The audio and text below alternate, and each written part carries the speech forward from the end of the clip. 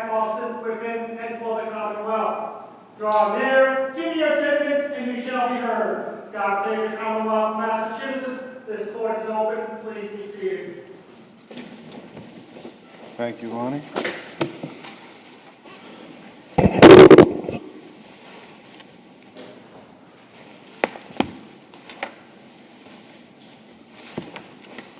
Morning. Welcome to the Massachusetts Appeals Court. My name is Judge Desmond. To my right is Justice Ditkoff.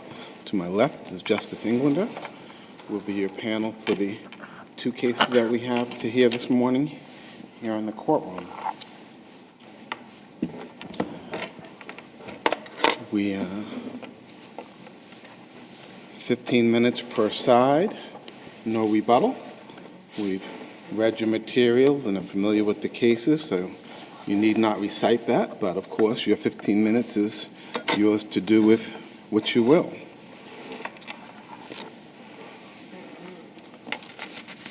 With that, we'll hear the second case on our list this morning. It's docket 24P0453, the Commonwealth versus Charles Jenkins. Attorney Rose. Good morning, and may it please the court. My name is Rachel Rose, and I'm representing Charles Jenkins, who is present here with us today. Mr. Jenkins only had one life to spend in prison for the death of Anthony Graves. If he served his life sentence after an unfair trial, any interest the Commonwealth has in retrying him pales in comparison to this court's interest in finally righting that wrong. A trial judge is supposed to bear some responsibility for selecting jurors who are capable of giving the defendant a fair trial, which includes presuming his innocence while they're hearing the evidence and holding the prosecution to its burden of proof beyond a reasonable doubt. We have a spate of decisions and a state statute, all saying it's not enough to just assume everyone who shows up for jury duty is on board with these concepts. A jury full of people who don't believe in due process aren't going to produce a constitutionally adequate verdict, whatever they're instructed. So the trial judge has to ask the veneer something at least intended to keep those people out. That wasn't done here. The trial judge denied Jenkins's motion for individual voir dire and rushed through picking a jury for his murder trial after just a few questions administered to all of them at once. Asking if they've even vaguely heard of American due process standards doesn't tell the potential jurors that they're bound by them or ask whether they intend to follow them. There's a big difference between what it means to be aware of something and what it means to understand, accept, or agree to it, because only the latter tells you anything about the person's own views on the subject.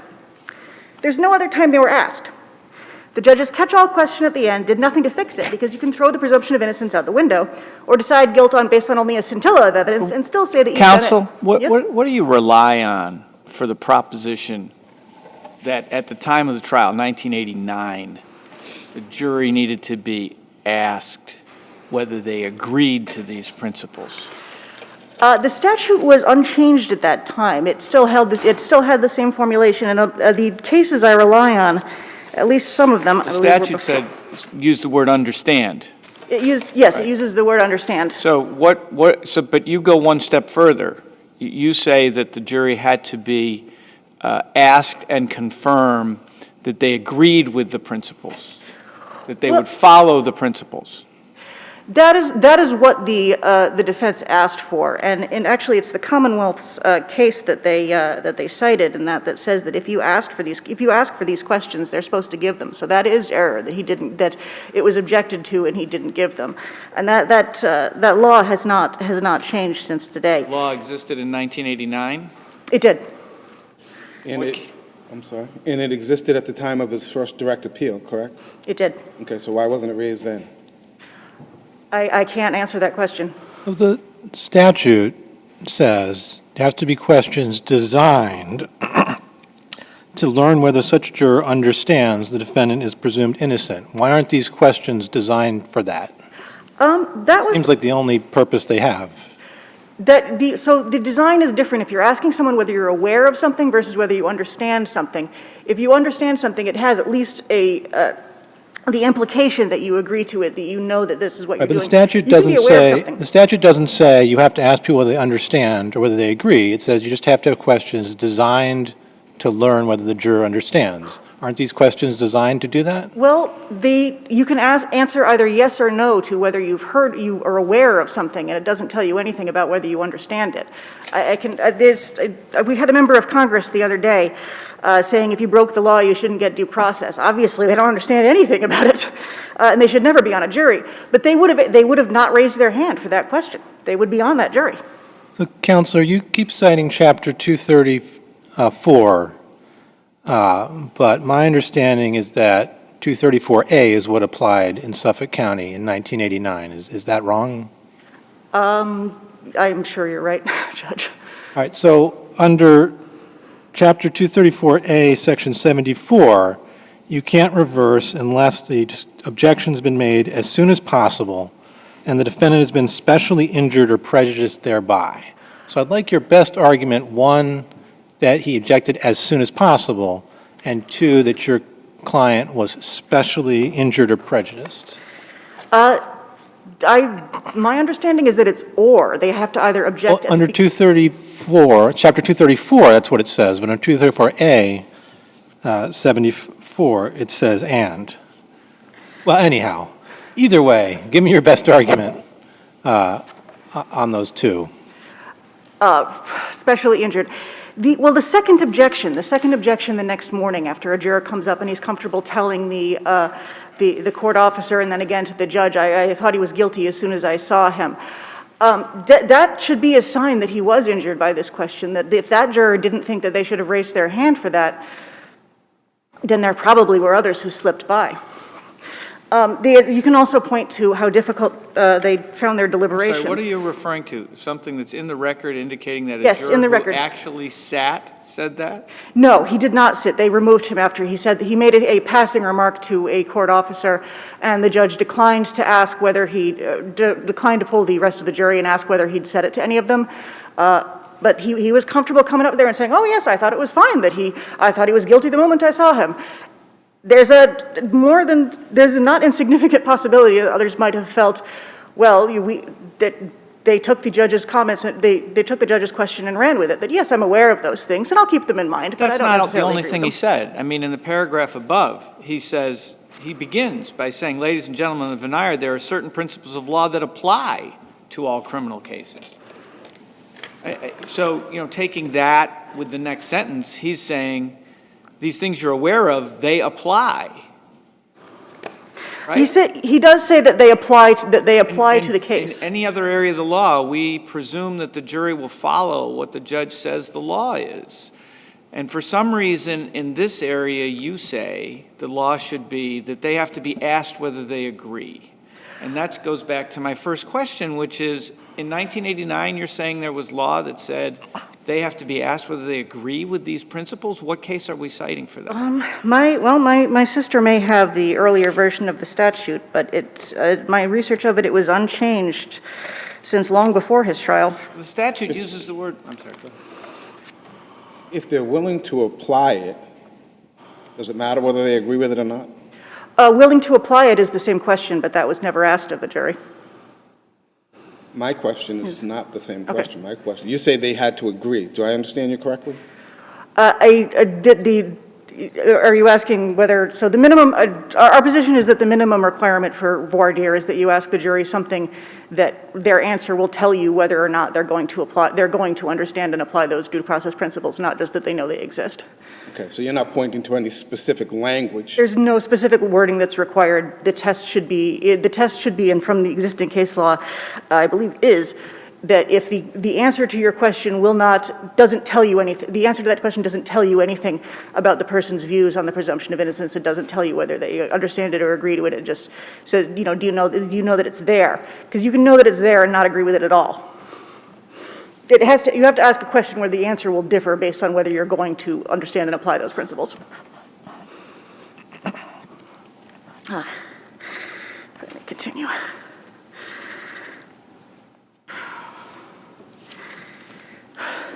So under any standard of review, our position is that impaneling a jury who hasn't agreed to what it means to be impartial should end the inquiry because it fails the most basic standards of due process. But the rest of his trial went no better. This was a crime of and between young black people in Mattapan in the 80s and under almost complete culture of silence. The case against Jenkins depended on a little bit of eyewitness testimony, pulled from among the crowd of dozens of silent witnesses who refused to cooperate with police. The incredibly deep stab wound was the only physical evidence. An 8-inch blade is almost a sword. Lots of the other people there had to have seen what happened from close up, but no one talked. This is his third appeal, is that correct? This is his third motion for a new trial. His convictions have been affirmed twice previously? It has. These particular errors were never raised, though. Why not? I'm afraid I can't answer that question either. Our position is that it's ineffectiveness not to raise these issues because they jump out from the transcript and they're very serious. So the first two motions for new trial looked like they were sort of bulleted with one particular issue. Was he represented by counsel? He was represented by counsel. Both were. The first one had to do with seeking a reduction to manslaughter, correct? That's correct. Second one, Courtroom closure. courtroom closure with respect to his brother? Yeah, his brother and his mother. So in terms of what kind of... What do you do with the, I mean, we have cases that say you're supposed to, if you're going to take a motion for new trial, you're supposed to raise all your issues at that time. He's represented by counsel, he didn't raise this issue. It is waived. Does that mean, I guess, we still have to do substantial error review at that point? That is the law, that it is still, it's still evaluated for substantial risk of a miscarriage of justice. There's nothing saying that you can't put it together with the other errors that have already been pointed out in this case. You can look at all of these in concert, especially in conjunction with these issues that were previously raised. You could look, the likelihood of this trial actually producing a fair and constitutionally valid guilty verdict is fairly remote. It's the closing argument. We have some law on the closing argument that says that what the prosecutor was doing is improper. He was expanding the definition of evidence to cover his own theories, as opposed, and saying that that is actually the evidence that you should use to make these decisions, were his theories that were not actually based on any of the evidence at trial. They were just based on how he thought they should have gone, and that's... What are you referring to specifically with respect to what the prosecutor said? So the spectator part. Well, you say that he's expanding on the evidence in a way that is not supported by, you're saying basically not a reasonable inference to be drawn, right? It's not a reasonable inference. What is it that he said that you say fits that category? Well, there are several parts that are objectionable, certainly as to the spectators when he's asking the jurors to ask yourselves, try to remember when, who was in the spectator benches when at different points in her testimony. They wouldn't know. No one knows. I thought there was testimony about that. Didn't she testify about the brother being there and then that he wasn't there? She did not. Not the point that we pointed out. The prosecutor pointed out two people. Section page 66 of the second volume, doesn't she testify she sees the defendant's brother in the courtroom?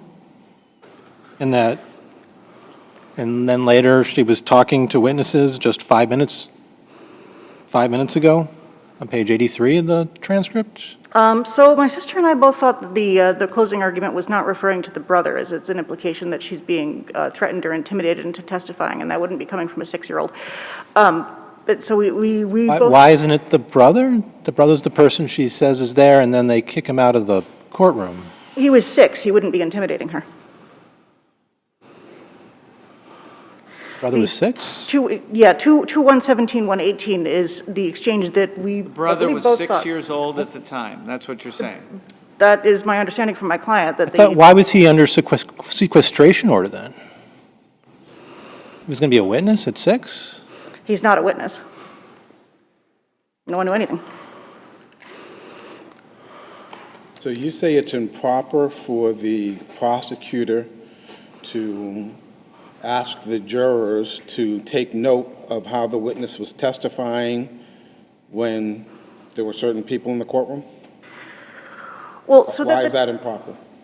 So he's implying that the two who left were friends of Jenkins there to intimidate her into changing her testimony. The question is, did he testify, or was the testimony different when there were different people in the courtroom? And how would the jury know that? They're looking at the witness, they're not looking behind them. The jurors are in the courtroom and they're paying attention to the witness testifying. I mean, he's not saying they have to do that, right? The prosecutor wasn't suggesting that they had to do that. Our position is that the argument struck to the core of his defense by telling them that he knew who was being intimidated, even as the witnesses were up there on the stand denying it. She's saying, I'm not being intimidated by his friends. And he said, well, you know, she says that, but you shouldn't believe her because of something He that can the jury make would that have no argument. way He's of- free to make that argument. She changed her testimony from the time she was before the grand jury, right? So he's free to make the argument, why did he change his testimony? And then the jury, you know, following on Justice Desmond's question, and it is interesting, right? It's not in the record, but it's happening in front of the jurors' eyes. Okay, why can't the prosecutor make an argument about what's happening in front of the jurors' eyes? I mean, if they disagree with him, that's of course their right. The judge is going to tell them that they can disagree with him. So they actually got less than the usual instructions as to the closing argument. And this also applies to the other two parts of the argument that we took issue with was the knee wound. There's no grounding in the testimony for where that came from. But what the jury... I didn't hear what you said, I'm sorry. So as to the knee wound, the prosecutor argued that it proved that he intended to murder him because he moved the knife from the knee to the chest, but no one knows exactly when those two wounds were inflicted. And this is the same sort of issue. But the instructions the jury got before the closing arguments, but not after, they got the instruction that it's their memory of the evidence that matters, but the judge also told them directly that counsel will not intentionally misstate the evidence. So the worry is that the prosecutor would take the prosecutor's comments and run with them, saying he was trying to tip them off that he knew the witness was being intimidated, and that because he wouldn't intentionally misstate the evidence, there must have been something about the knee wound that they missed. But he didn't make a statement about he didn't even say, this is what happened. He said, did you notice? Did she testify differently when different people were there? That's all he said, right? He's very suggestive. Nothing actually happened, so he was not really referring to an incident. He's referring to an incident that he created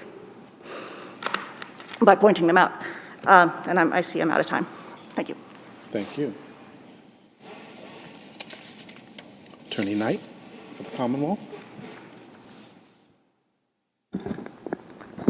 Good morning. May it please the court, Erin Knight on behalf of the Commonwealth, asking the court to affirm the defendant's conviction. Here, I just would like to also point out that the defendant had a direct appeal. It came through the appeals court and went on far up to the SJC. So in technicality, this is his fourth time before the appellate court. I would also... I'm sorry, go ahead. No, it's okay.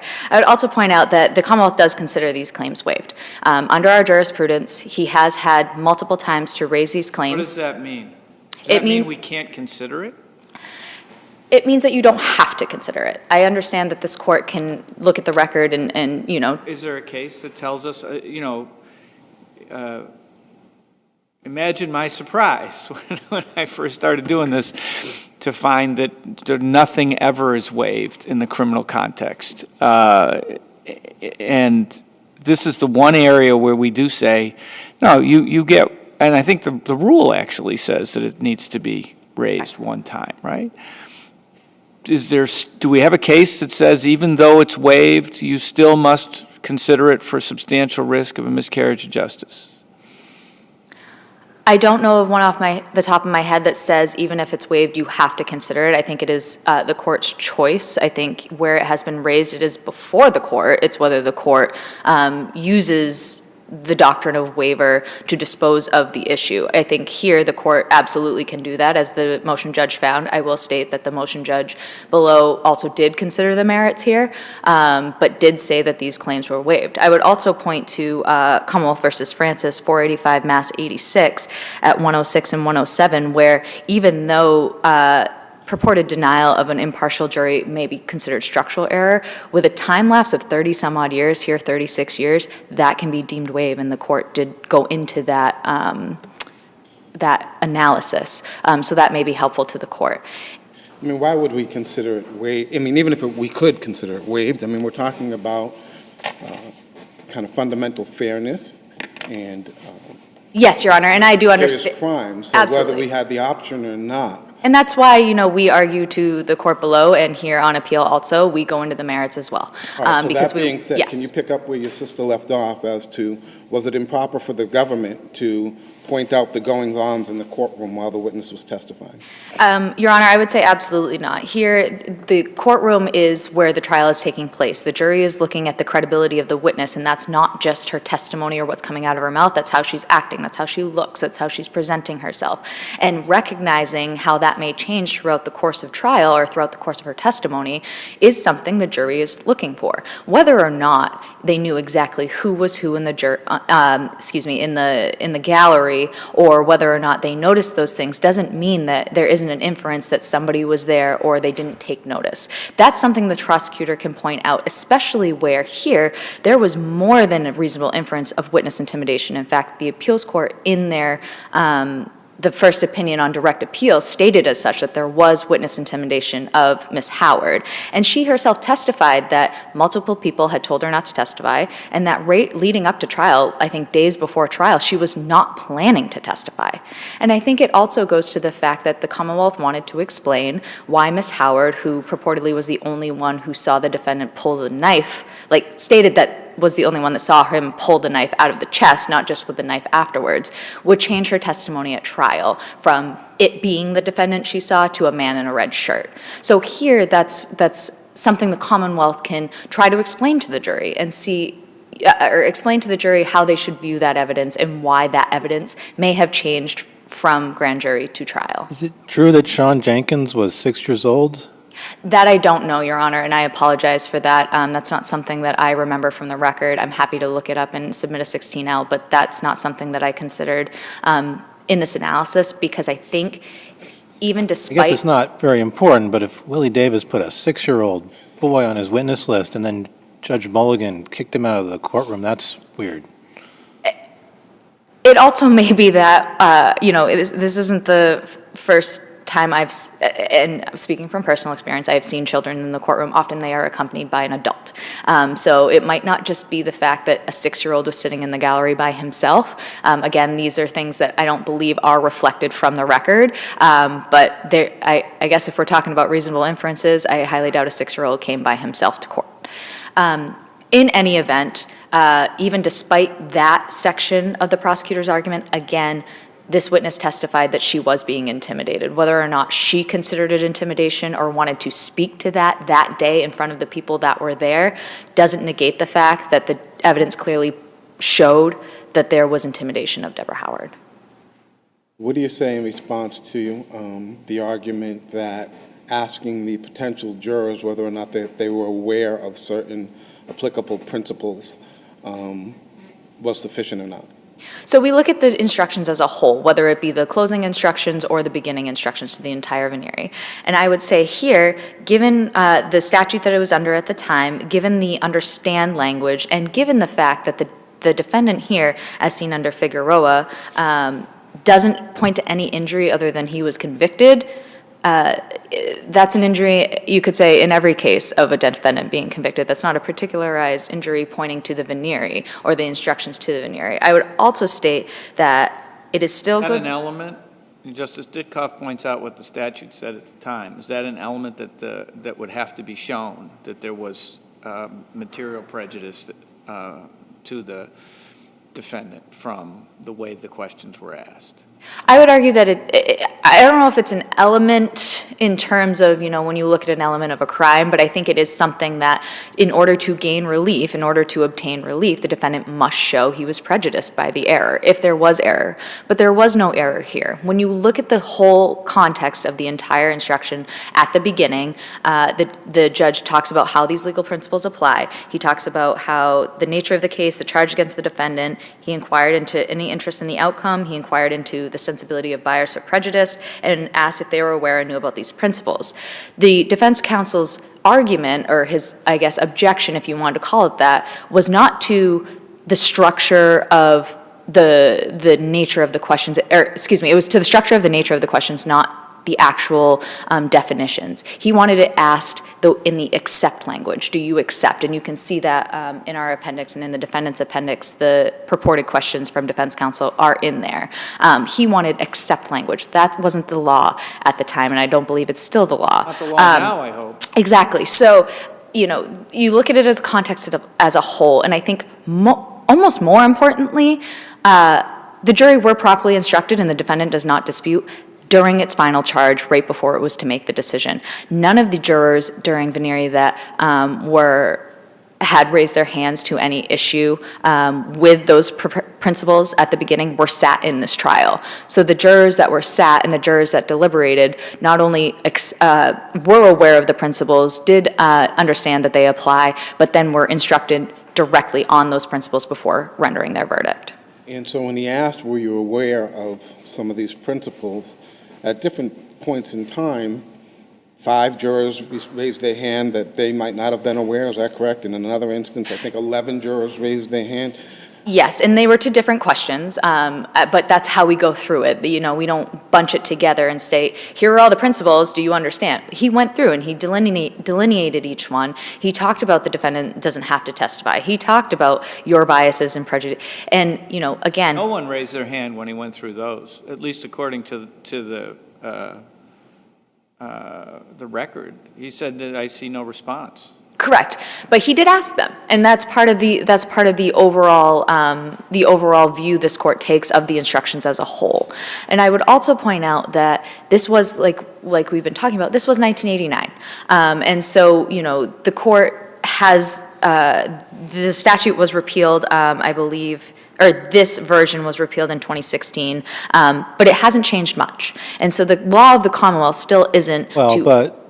So I'll ask you the same thing. Didn't 234A become applicable to Suffolk County in 1983? Your Honor, I don't know that right off the top of my head, and I looked when Your Honor asked my sister that question. I don't know exactly the applicability to Suffolk County versus the Commonwealth as a whole, but I do know that under 234-28, he still has to show injury. The examination shall include questions designed to understand, and even past that, Figueroa case, which, is, it's in my brief, I'm sorry, I don't have the date right off the top of my head, but it does state that the jury have to be informed of the principles designed to determine if they understand, then has to show injury thereby. And Figueroa was an Essex case under 234, right? Not 234A. 451 Mass.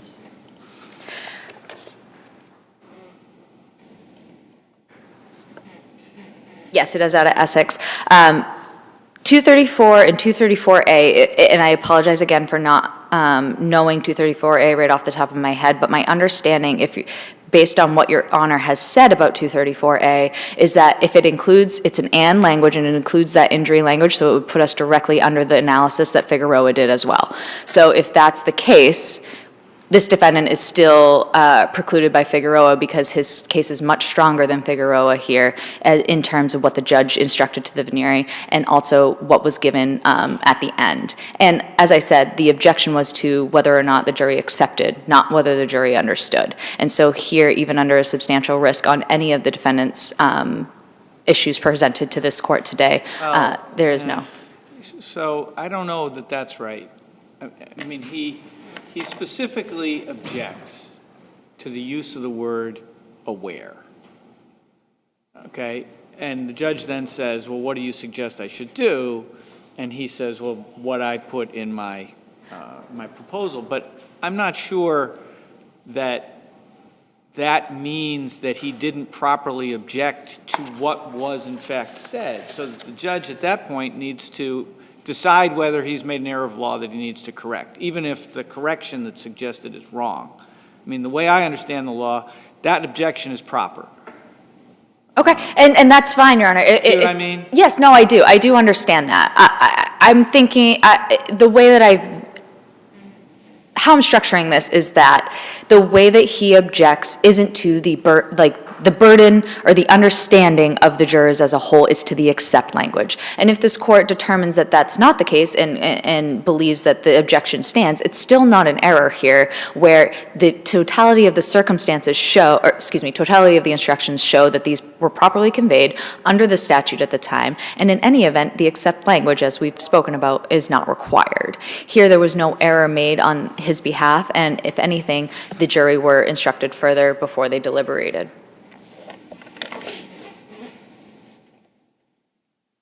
And if there are no further questions, the Commonwealth would rest on its brief. Hearing none, the matter stands submitted. Thank you. Thank you both. Well argued on both sides.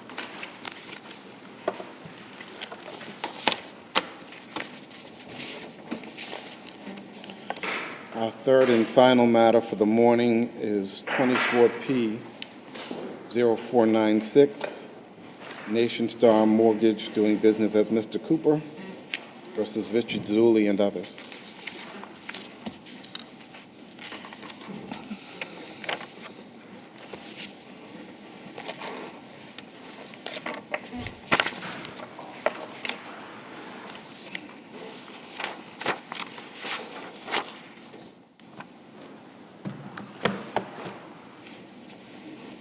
You have both the benefit and the detriment of being alone. Someone asked me if I get the appellees 15 minutes as well. I'm like, No. I want to be out of here as soon as possible, take up as little as your time, so. Let me help you with that question. No. Good morning, Your Honors. Peter Gallardo on behalf of NATIONSTAR Mortgage, the appellant. The appellee, Ms. Zullie, finished the case with a victory, and her attorney, Jason McGuire, who I believe is watching today, by the way. I'm sorry, I missed what you said. Can you say that again, please? Oh, I'm sorry. Ms. Zullie is self-represented, and there's no indication that she did not file a brief, and she's not going to appear today. I discussed this briefly with Attorney McGuire yesterday, who was her attorney in the housing court matter. He hadn't heard from her, and as far as I know, all he's doing right now is actually watching the case. So, We'll hear you. So, Your Honor, I'll try to be brief. The case really revolves around a limited point in the housing court, Judge Del Puerto's findings and rulings. Paragraph 9. This is a mortgage by husband and wife on a property. It had been modified 3 times, and then. So at the end of the day, the husband's removed, right, from the loan documents, and it's just Ms. ZEULI or Mrs. ZEULI whose name stays on the modification. Is that fair to say? Almost. He signed the 2014 documents, which is the same documents as the 2016. He signed. Then why sign the 2016 document? What was the purpose of signing the 2016 document? So there's no evidence in there, and then Judge Del Puerto conjectured that. I'm asking you, what's the purpose of signing the 2016 document? I don't know, Your Honor, but if I had to venture offer an explanation, it would be that the You don't know? maturity date. Did you litigate the case? It's document intensive, Your Honor. This came up. But this is, look, you're here because this is actually much more complicated, at least to me, than it appears to be on the record, okay? And one of the questions would be the one that Judge Desmond just asked, which is if there's an ambiguity with respect to construing this contract, is there any parole evidence that would bear on it? No. And so my question is, really? You don't know? Well, no one's asked about the parole evidence? They don't know why that's there? It's not in, there's nothing within the four I corners of the record. understand it's not within the record. I understand it's not within the record. But Judge Desmond, I think, asked beyond the record. He said, what's the purpose of it? Do you know? Maturity dates on this had been extended from 2033 to 2044. Mm-hmm. As the court knows, the obsolete mortgage would kick in 5 years after maturity date if that maturity date isn't updated on the records. The maturity date here, That's terrifying.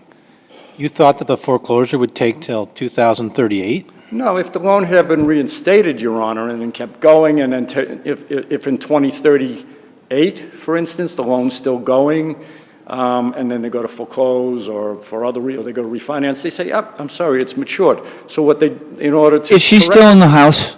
I believe so. The only communication I had with her is that she was preparing. Was there another, I know these are outside the record, but these are relevant to whether the case is moot, hence my questions. Did you request oral argument in this case? I'm sorry, Your Honor? Did you request oral argument on this case? Here at appeal? Yes. Yes, we did, Your Honor. Okay. And the background behind that was we weren't really sure where the case was going, so at one point we requested an oral argument at my client's instructions, and that's why I'm here. But the point being Hold on, I'm sorry. I have some questions. So as far as you know, she's still in the house. My next question would be, and now I've forgotten it, darn it.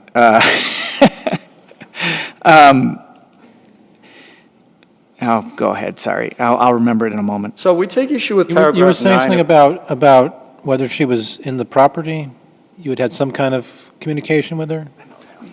We exchanged an email a couple of months ago, and she indicated that she was preparing to vacate because I think in anticipation of the outcome of this case, she was preparing, but that's all that I've heard from her directly. Obviously, she was represented by counsel until he withdrew at the beginning of this case.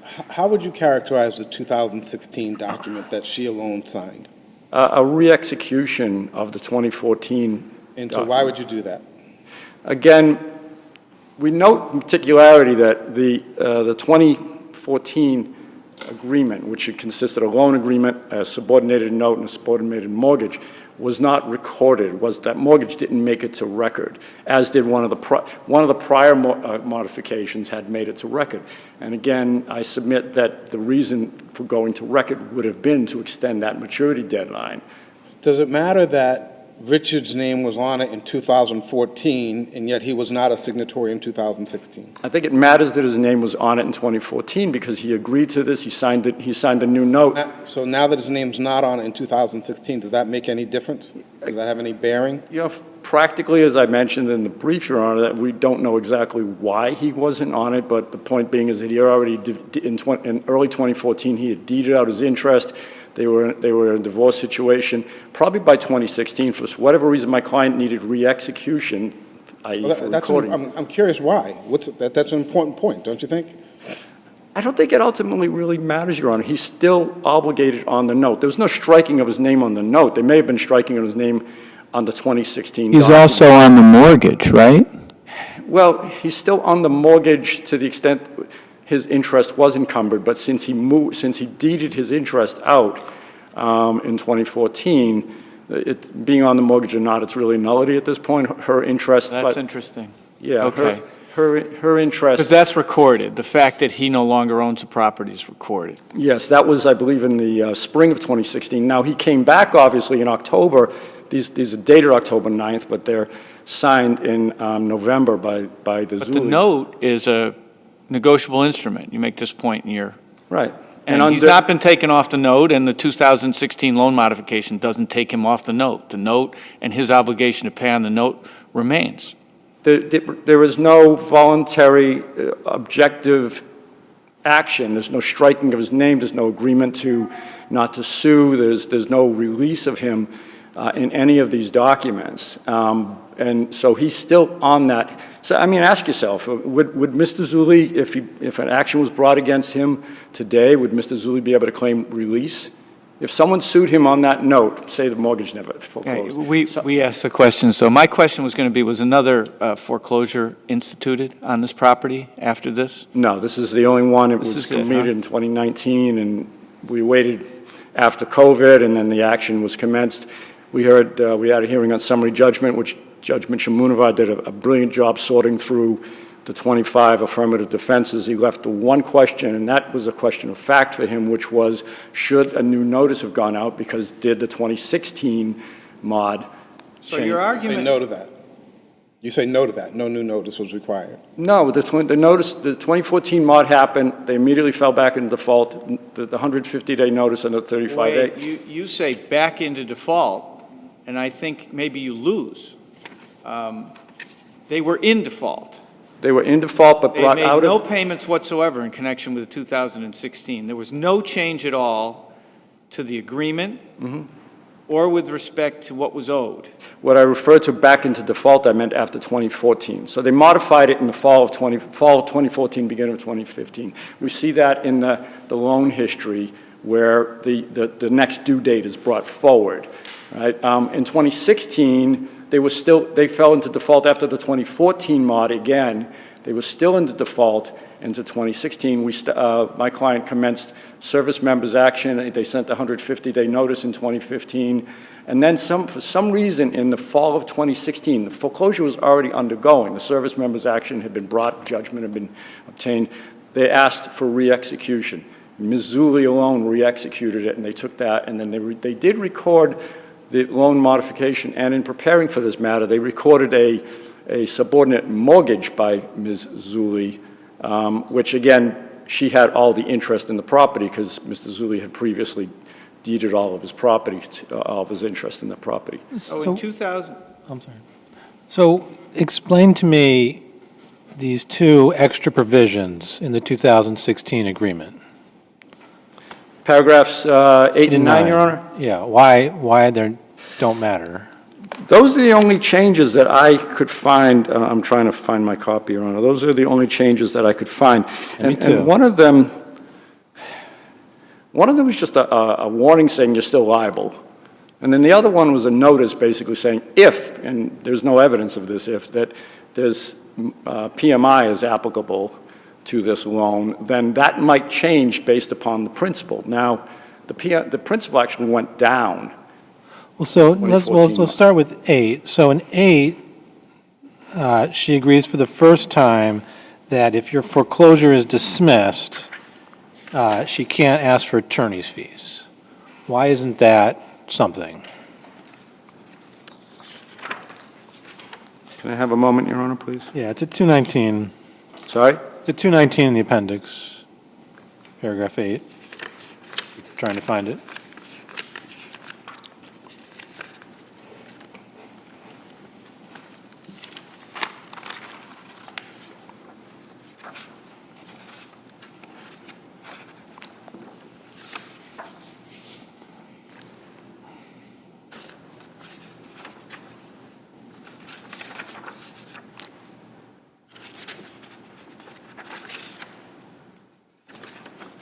So paragraph 8 provides notice and reaffirms pre-existing obligation. In the event of any actions arising out of or relating to this agreement, I will remain liable for and bear my own attorney's fees and costs incurred in connection with any such actions. There is a cost of collection provision anyways in the note in the mortgage, which allows my client to add cost of collection, foreclosure fees, attorney's fees to the debtor, to the balance of the note. So this isn't anything in addition. And then Well, that's a change in the document, right? That's not no in the change. previous. Is that in the Paragraph 8 was just a reminder. 2014? Is that in the 2014 document? No, this is in the 2016. Right, so it's a change from the 2014 document. It's a change that didn't do anything. It's a notice. Asked for it. Then why was it requested? They used a slightly different form in 2016 than they had and there were 2 additional paragraphs. But these paragraphs don't add any burden. They're notices to her. They're saying you're still liable. no, that's not what it says. It says, I will remain liable for and bear my own attorney's fees and costs. It's not a notice. Oh, you say it's a notice because she's already agreed to it? Is that what you're saying? No, the remain means remain liable because she's already liable. That would be the, I can understand whether Your Honor is a little confused. The remain liable is because she's already liable on various terms in the note, including But everyone reasonable starts cost of liable collection. for their own attorney's fees. That's sort of the natural state of life. That's in I mean, the mortgage and note. Why shouldn't I interpret this as saying that she can't go after the bank for her attorney's fees? For wrongful foreclosure, for example. There's always that option, Your Honor, but this is, Well, not anymore. I mean, no. Why isn't that consideration? She's I don't mean to be, No, no, that's the point. She's always been liable for not only the principal, the interest, the escrow, the attorney's fees, the reasonable cost of collections. That's not what this says. How could she be This is her any more own than attorney's fees. In It the doesn't say event anything of about any your attorney's action fees. or in connection with any foreclosure action dismissed as a result of entering into this agreement, I will remain liable for and bear my own attorney's fees and costs, i.e., I'm giving up my right to seek those. No, I believe the word remain, the modifier is, I'm not just newly liable, I'm remaining liable. I'm still on the hook as I was on the hook before. That's the way I would read it, Your Honor. I can't tell you how. I don't understand why this wouldn't mean newly that if she had a 93A defense to the foreclosure, that she wouldn't be able to get attorney's fees. Whether that's enforceable or not, I don't know, but. I'm speaking of the reasonable cost of collections of I know you attorney's keep fees. saying that, but that's not what this says. It says my own attorney's fees. It doesn't say the bank's attorney's fees. Well, bear my own attorney's fees and costs incurred in connection with any such action. Obviously, the rule under 93A and the fee switching is not, this private agreement is not going to override the consumer protection of 93A. 93A is always, and it's awardable. It's not just automatic, Your Honor. It's not always, it's awardable in case of a victory. It's not, I mean, she's already liable for her attorney's fees. She's already liable for my clients. Absolutely. And in the event that she wins and obtains attorney's fees, that's going to overrule any private writing. If this agreement is ambiguous as to whether it reinstates the loan, why doesn't that just get decided against the drafter? If we can't figure out what this agreement is for and what it does, don't we have to construe it against the drafter? That's ordinary rules of construction, Your Honor, but I see I'm out of time. You can answer. That's the ordinary rules of construction, if there is an ambiguity in the terms of the actual written terms. Now, there's been pointed to no actual ambiguity on the note. I mean, on the loan modification agreement within its four corners. It needs outside explanation. I need to follow up on what Judge Ditkoff asked. And it's the word reinstate. Does this agreement reinstate the loan? The 2014 agreement reinstated the loan. This agreement just repeated what the 2014. Okay, so how would one go about deciding that question, whether the loan is, quote, reinstated? And part of the reason that Judge Ditkoff, I think, used the word reinstate, and the reason why my ears perked up is because the whole question here that the judge decided was that your client failed to follow the HUD regulation, which says if an account is reinstated and again becomes delinquent, the delinquency notice shall be sent to the mortgagor again. Right? So to me, there are two legal questions here, not really brief, not really addressed by the judge. First one is this a reinstatement? Second one is, if the HUD reg was not followed, is the remedy that the foreclosure is invalid?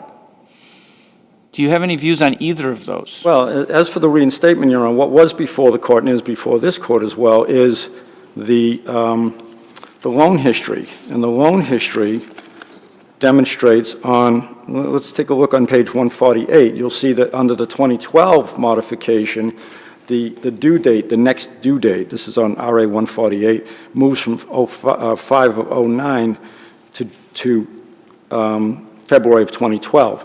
The same thing, because it's been reinstated. The same thing happens again in 2014, when if you look at page 134,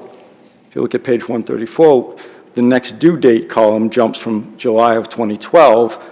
And you say that we can infer from that it's a reinstatement, although, again, there's no evidence in the record about that, right? An objective action of my client, which indicates my client's intentions. Now, again, you know, as we said with Mr. Zullie, then you need an actual voluntary act, an intentional act, a meeting of the minds, if you will, Your Honor. My client's actions in changing the next due date in 2014 showed that this loan was reinstated. And then Maybe I'm misunderstanding, but it seemed like you said this 2014 agreement reinstated the loan. Right, and then in And then I have this almost identical piece of paper in 2016, and this doesn't reinstate the loan. Why? Because the loan had already been reinstated. So if you look forward again in the loan history, when you get to 2016... You can reinstate a loan as many times as you want, right? Theoretically, yes, Your Honor, but there are no new terms, there are no new changes. This is an identical document, aside from those two additions. The same monthly payment, the same maturity date, the same interest rate, the same principal. Nothing changes. This is already the pre-existing rule. Different signatory? Different signatures on the new document? Ms. Zullie signed this one, and Mr. Zullie had previously signed the same exact material terms in 2014. So the new one doesn't have Mr. Zullie signing it, right? Right. Again, Mr. Zullie, they had already divorced. We have two new provisions and one less signature, but yet your claim is it's the exact same document. But what is the new consideration? Those two new provisions. As I say, one's a notice provision saying If there's PMI, then that might change. In this instance, there's no evidence in the record of PMI, and the principal dropped, which is what PMI is based upon. So any change that would have happened would have been positive. As for the first one, again, we're just simply reinstating that she remained, as she did before, liable for her own attorney's fees, subject to any finding under 93A, an award of attorney's fees, which would flip. This isn't going to stop a judge from, that paragraph is not going to stop a judge from. What is the structure under which the case comes to us? The judge has entered an order. Was that on summary judgment? Summary judgment was entered by Judge Mitchell Munivar and then left one issue open. Make an argument to the judge that he could not enter summary judgment in favor of the defendant because the 2016 loan modification agreement did not reinstate the loan, as that word is used in the HUD regs. That was the argument made after Judge Mitchell Munivar granted partial summary judgment on all except, granted NATIONSTAR partial summary judgment, all except that one issue. We submitted on the papers in lieu of trial, and now Judge Del Puerto reads the papers, and then on paragraph 9, he says it's a new agreement because— Can you answer the question? Did you make the argument in a well, okay, so this is a trial, not summary judgment, right? In the summary judgment, I made that argument, yes, sir. I mean, not summary, in the documents in lieu of trial. Documents in lieu of trial, you said we didn't have, this was not a reinstatement. The 2016 wasn't a reinstatement. We didn't have to give notice again. Yes, that's essentially, that's the basis of it. Now, Judge Del Puerto the reason for said, oh, Mr. ZEULI has been released, so therefore Ms. ZEULI is greatly more impacted upon. Well, they were already joint and severally liable. So there, not only is there no evidence that Mr. ZEULI was actually discharged, but even if he had been, she was already joint and severally liable. So there was nothing new placed upon her. There was no new obligations. And as for Mr. ZEULI, there's nothing new that he hadn't agreed to in 2014. What was the context in which the trial occurred? Was that like a stipulated that he only has to make limited findings under the rules? We submitted on the paper, we agreed to submit in documents in lieu of trial. Again, this is all documentary. These foreclosures tend to be voluminous and documented. Right, but this goes to our standard of review, because the question is, did he find that it was reinstated by the 2016 agreement? Did he make a finding on that? Judge Del Puerto, in his findings and judgment, did make that finding, and then I asked for clarification as to why he thought Mr. ZEULI had been discharged, and it's in there, number 83. It's in there in the addendum. He makes a finding in paragraph 4 and explains how Mr. ZEULI was discharged and how this greatly impacted, but he doesn't elaborate. It greatly impacted Brenda ZEULI, but he doesn't elaborate. So I'm assuming, and please correct me if you're wrong, that your problem here is that you didn't get possession, not that there's language here that might be a defense for Richard. The Judge Del Puerto found against and found that we did not have a greater showing of right of possession. So, but that's your concern. You won't be happy if we just say Richard is liable, but you got to do the foreclosure again. That's what we're looking for, post foreclosure possession at this point. And then, as the court pointed out, the remedy for losing this case would be to recommence the foreclosure. Did you make the argument to the judge that under the HUD regulation, that even if you had violated it by not giving notice, that that did not invalidate the foreclosure? Was that argument made? I'm sorry. In other words, the remedy for failure to follow the HUD regulation, which I believe the HUD regulation is incorporated into the contract. It is, and the 150-day notice requirement at the time under 35A sort of was belt and suspenders, that the borrowers had to get some notice. And my client's position is the 2015 notice that it sent was in response to the failure, the falling into default after the 2014 mod had cured that default.